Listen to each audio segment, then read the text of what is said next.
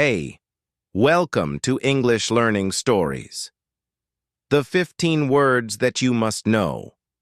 If you know these 15 words, you can speak fluent English, and once you know them, you're able to speak them.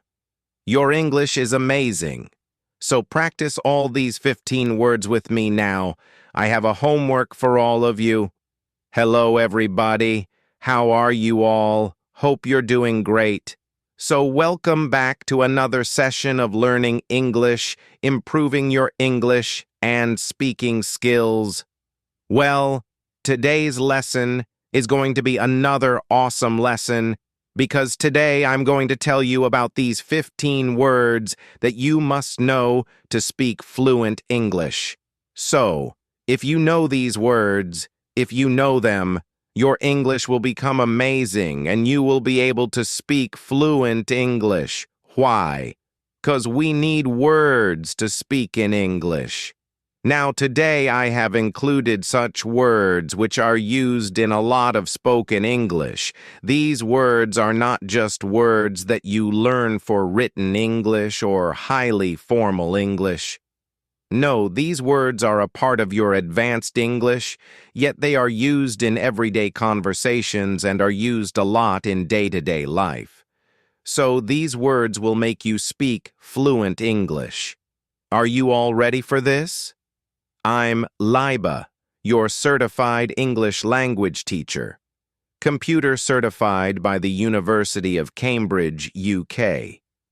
And before beginning, please subscribe to the channel so that you can get all the lessons that I post for you on this channel. Please like the video and share it with your friends too. Okay. Now coming back to today's lesson, let's get started with these awesome 15 words, 15 essential words that you must know. And if you know them, your English will become amazing and you will speak fluent English. So let us begin with all the 15 words. Let's get started. Word number 1. Listen carefully, everybody. It's Rosie. Now you must think Rosie is a very easy word that's kind of a shade of color, a pinkish hue. Well, that's true, but do you know Rosie has another meaning? Let me tell you with a sentence, because we are going to learn everything with context. The purpose of today's lesson is to learn this vocabulary with context, because only then you'll be able to speak it. The sentence is, the prospect to sign this deal seems rosy. That means if a situation is rosy, it means it's indicating success or happiness, something that is going to be hopeful in a positive way. So, a rosy situation means a successful situation, a situation that will bring success, happiness, full of promises. A promising situation. Rosy is a very positive word, and it is used to describe a positive situation. So, if a situation is positive, you say, that's a rosy situation. Or you can also say that you felt rosy, right? You can also describe it as a feeling, but most of the time this is described as a situation. For example, another example sentence could be, the financial condition of the company is rosy. Or, we got a rosy opportunity to go and watch the match. Our day was rosy as we went out for a movie. So, rosy. Okay, so now it's your turn. You have to make sentences on your own. Till then, let's move on to the next word. Word number 2. Listen carefully. First, it's contemplate. You can repeat it now. Contemplate. Let's look at the sentence first. He contemplated the situation before giving any answer. So, contemplate is basically to think about something. Think deeply about something. So, thinking for a very long time or thinking too deeply about something is contemplate. People often contemplate before taking a decision, and people contemplate when they are analyzing a situation. That means they're thinking too deeply about a situation, thinking about something for a long time, being very thoughtful in your decision or something. Another sentence could be, she contemplates her future too often. That means she constantly thinks too deeply about her future all the time. I think that happens with all the teenagers and everyone who's growing up. I think normally that happens with people, right? So, a word with context to contemplate a situation is to think too deeply about a situation or think about something for a very long time. Word number 3. Listen carefully, everybody. It's delusion. Now repeat for pronunciation. Delusion. Once again, delusion. That's absolutely amazing. Now, delusion, I think that is something you're familiar with. We hear it a lot. You need to come out of your delusion and accept the reality. So, delusion is basically a situation that we have created in our mind, which is not real. It's fake. So, delusion can be anything when you know about the facts. Specifically, when you know about the facts, you have an idea that this could be false. Still, you are believing those false things. That's delusion. People are living in a delusion. So that is like, if a person knows that the prospect of that person getting promoted is kind of non-existent, like they're not much because there are other contenders who might have performed better. Now, still this person is thinking that, no, I will get promoted, even after knowing that the other person or the other contenders performed better. And they are not accepting the reality, and they're living in this delusion that I'm going to get promoted. That is kind of delusion that you know about the facts, still you want to live in that fantasy or the fake world that you have created. That is delusion. Another sentence could be, he's being delusional to think that he will get promoted. He's being delusional to think that he will get promoted. So delusional is basically kind of an adjective you're using, and delusion is the noun. Same word, but different versions. So we know that we can use a word in many different ways, delusion and delusional when you don't want to accept the reality. So that is the word. Word number 4. Listen carefully, everybody. It's blemish. Repeat after me. Blemish. Yes, once again, blemish. Excellent. Now, blemish for the... You need to hear the sentence. There was no blemish on her beautiful white dress. There was no blemish on her beautiful white dress. Now, blemish on a white dress means a mark or a spot. So, blemish is basically to spoil an appearance by a spot or a mark that spoils the appearance of something. So, blemish can be the spot of an ink on the white dress. It can be the spot of something that you eat, or it might have fallen down. So, there was no blemish on her beautiful white dress means it was not spoiled without any mark, without any spot. So, blemish is like a spot in the appearance. Blemish is also used for situations. For example, a particular situation is spoiled by a particular action. You can say it's blemished. That means everything was so good, everything was going so well, then something happened, and that was a blemish in the whole event or the whole situation. For example, everything is going good. You might be taking a decision for a project, and suddenly one of the team members who is performing really well and giving ideas is changed and replaced by somebody else. So you still have the project, everything is doing well, but because that one person was replaced, you were not able to meet the deadline because that person took a little bit of time to get adjusted to this particular project.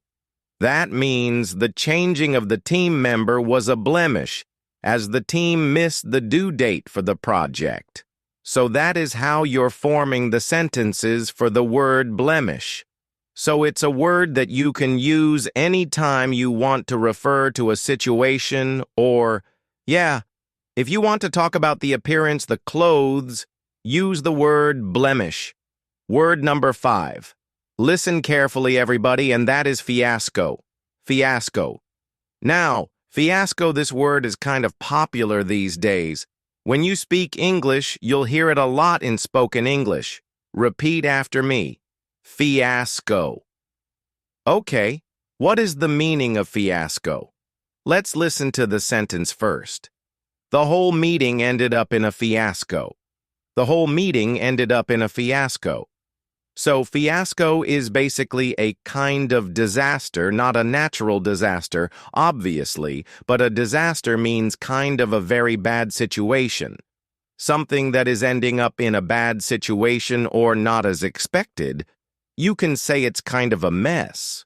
You know when you want to say that this situation is such a mess that you're not able to understand what is happening or what happened, and it's a complete failure, as you can see. So, the whole meeting ended up in a fiasco. Maybe because people were not able to take a decision, there were so many conflicting ideas that the meeting ended up in an argument. And yeah, no result. That means it's a fiasco, right? A complete failure, a disaster of a situation. So it's used a lot in business English. It's used a lot to describe a situation, anything that is happening. And yeah, if you want to describe it, use the word fiasco. Fiasco is always used in reference to a situation, a particular situation, a particular happening. Another example could be, the party turned into a fiasco because two people started arguing. The party turned into a fiasco because two people started arguing. So fiasco is like, yeah, everything was going great, and then suddenly everything went downhill. Everything was a mess, so fiasco. Next word number 6. Listen carefully, everybody. It's an easy word, root.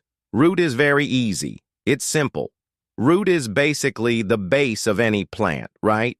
The long roots that go inside the land, the soil, and that help a plant grow. Yeah, that is the meaning of root, but root has another meaning in conversational English. Root also means the cause of something specifically, the cause of any problematic situation, the cause of any problem, why something is happening. And there is also a particular phrase known as root cause. So root is basically when you want to find out what has actually led to a particular situation, the beginning of something, where everything began from. What was the cause, the reason? That is root. For example, we need to find the root cause of the delay immediately. Let's organize a meeting to discuss the root of this particular issue.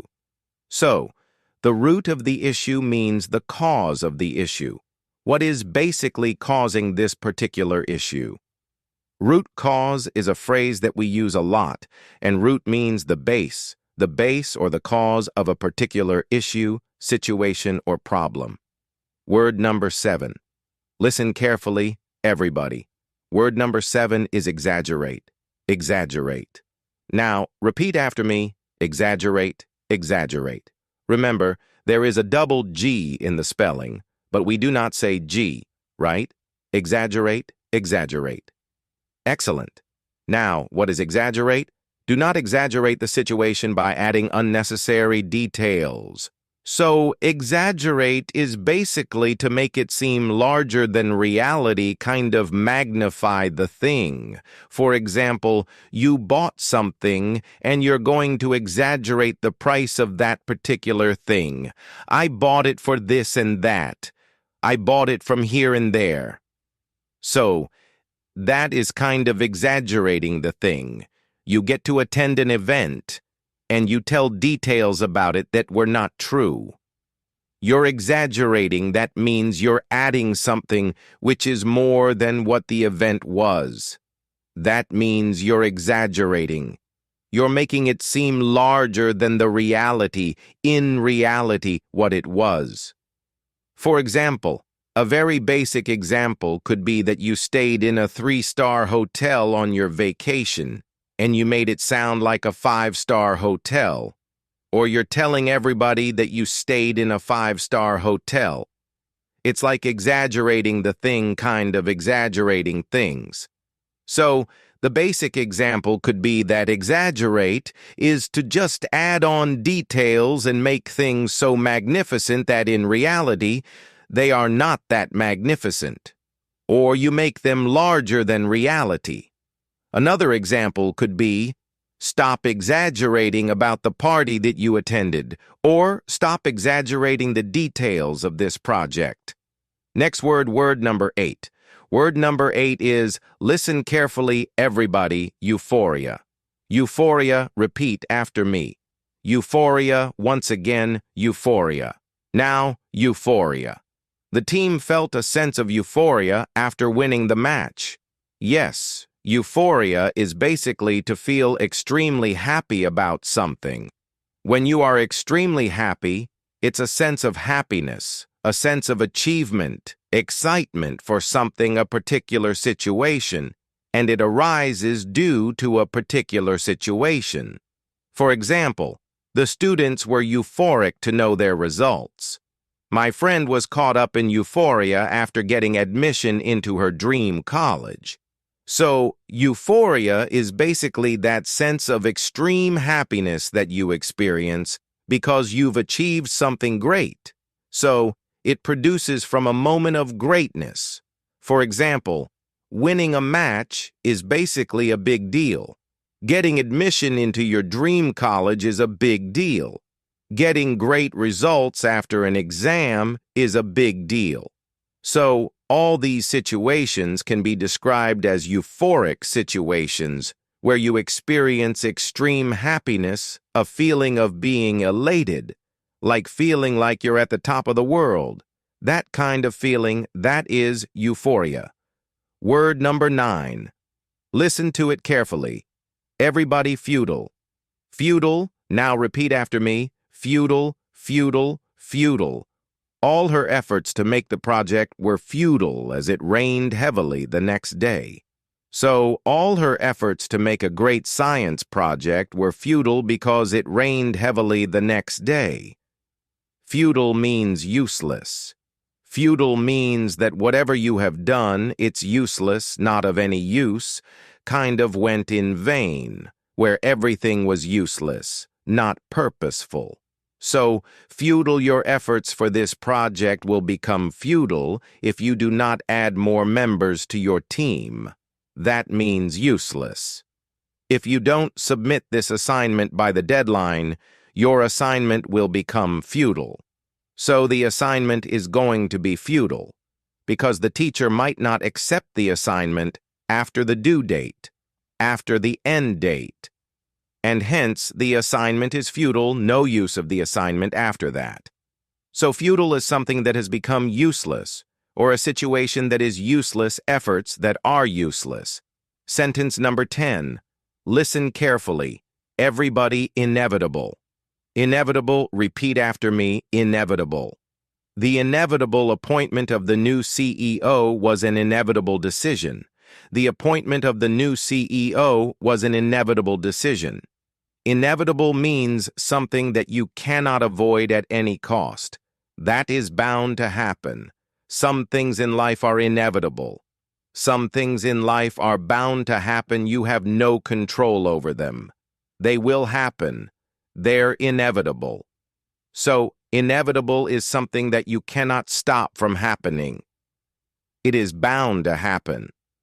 And sometimes you use it for situations where you know that this is going to happen or this might happen.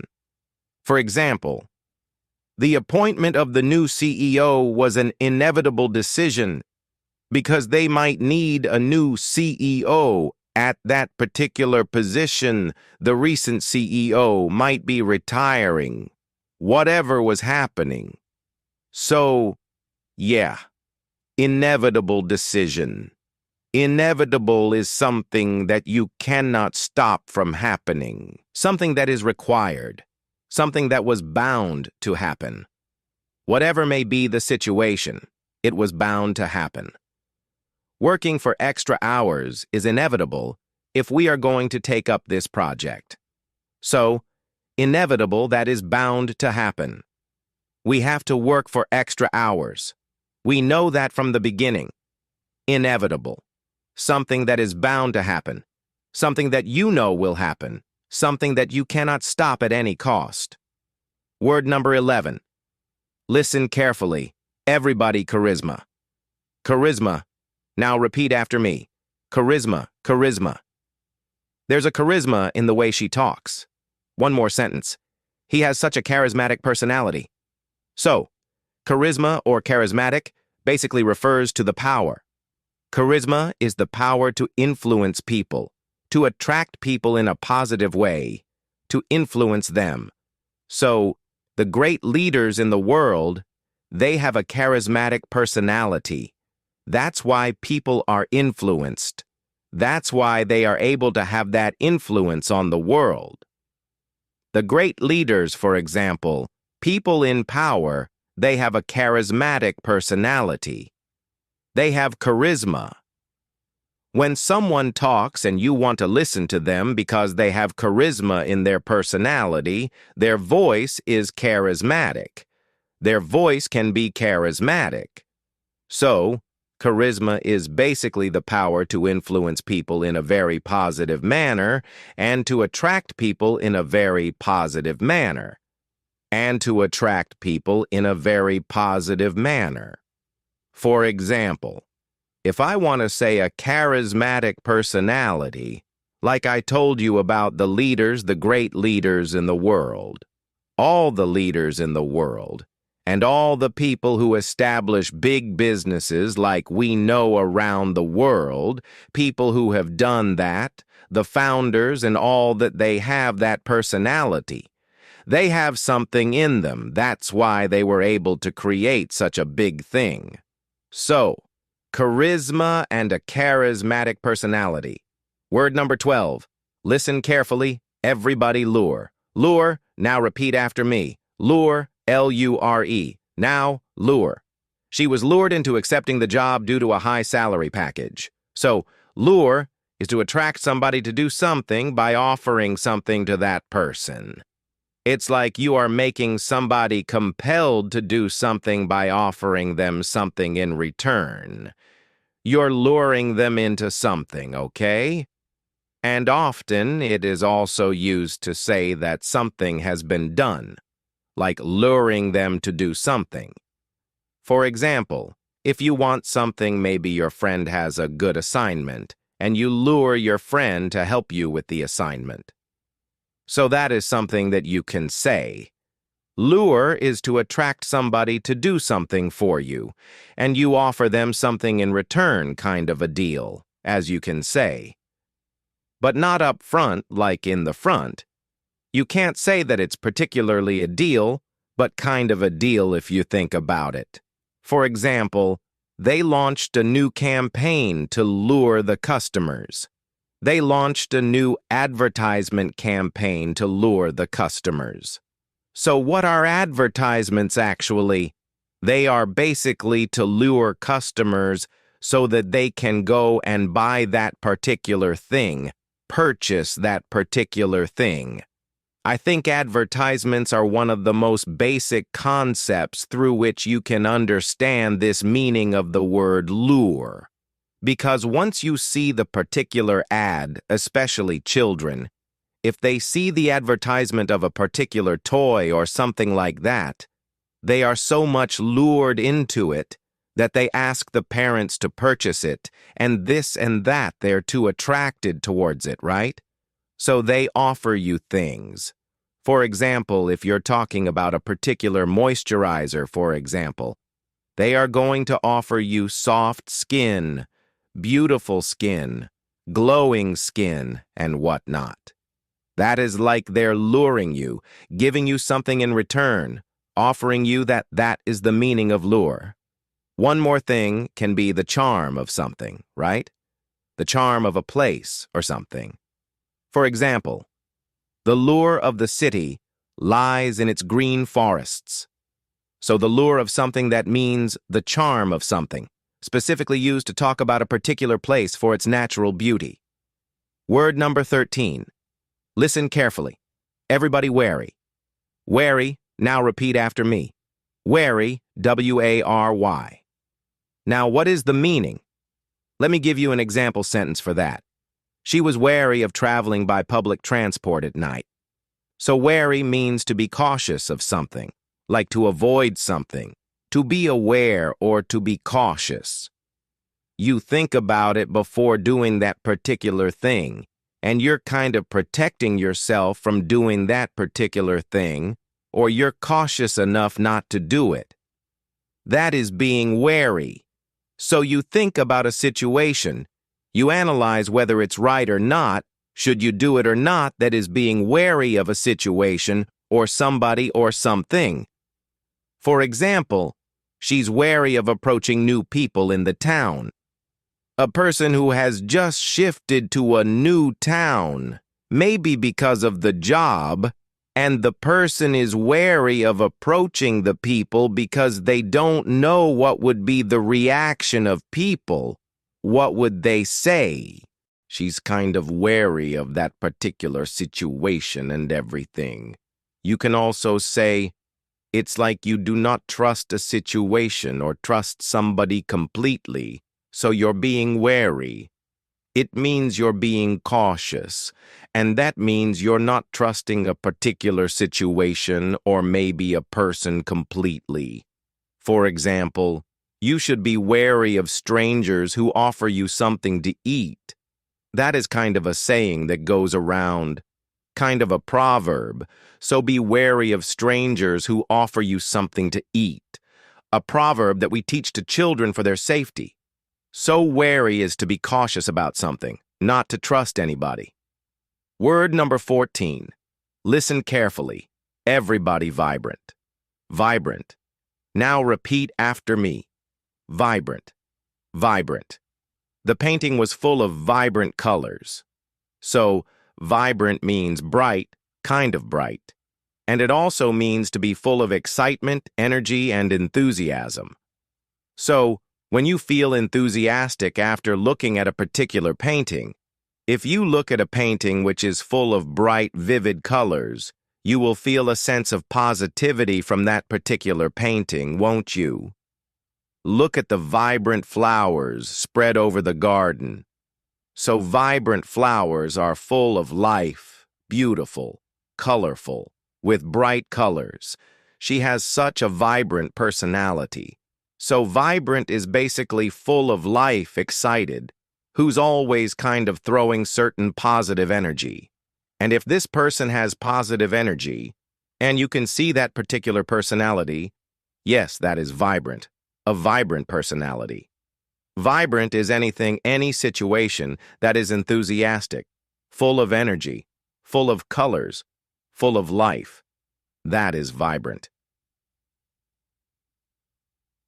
Word number 15. Listen carefully. Everybody enigmatic. Enigmatic, now repeat after me. Enigmatic, once more, enigmatic. Excellent. Now, enigmatic. Listen to the sentence. We participated in a treasure hunt, which was an enigmatic experience for us. He has an enigmatic personality. She's kind of an enigma to everybody. So enigmatic is something that is mysterious, you know, something that has that aura of mystery to it. That person, for example, introverts who have great personalities are considered enigmatic or an enigma because they keep to themselves, yet they have a great personality. So people often think about them that, okay, this person has a great personality, yet they don't mingle much, they don't talk much, so they are kind of an enigma to the world. Enigmatic personality, something that is kind of mysterious, has an aura of mystery to it. The novel is full of enigmatic situations where you want to know what is going to happen next, and everything is such a mystery, there are so many twists and turns. So, these were all the words, the 15 words that you must know. If you know these 15 words, you can speak fluent English. And once you know them, you're able to speak them. Your English is amazing.